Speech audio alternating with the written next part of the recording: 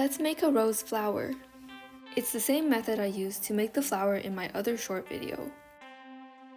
To make the petal, start by trimming away a sphere so that you get a small portion. Then use the drag tool to shape it into a petal. Many rose petals curl outwards at the top. To mimic this, we'll use the mask tool to mask away top of it, blur it, and then invert the mask. Then we'll use the gizmo tool to drag it backwards and also rotate it. In the gizmo tool, note that the gray circle allows you to rotate based on the current view. I'm repeating this again for the top bit so that it curls inwards more. And smooth out the tip a little bit.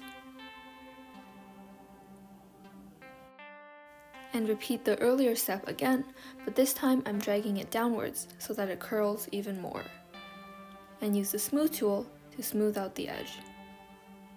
Also, I'm using the drag tool to pull the point on the top forward a little bit. After some more adjustments and looking at photo references, here's the final petal. Now we just have to duplicate the petal to make the flower. Start by moving the pivot to the center of the petal and click pivot again to lock it. This way, we can make the other petals just by clicking clone and then rotating. The following steps are basically repeating this process, cloning, rotating, and adjusting the petal slightly based on how you want it to look. It's important to check the side views, and also as we move outwards from the center, the petals slowly tilt outwards too.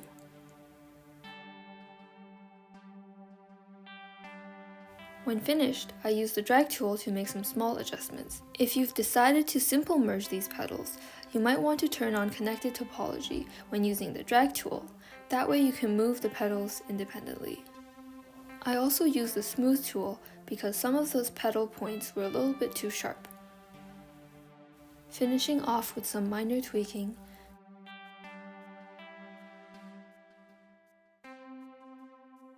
And after you're done, you can apply some color or a Matcap for a cool effect.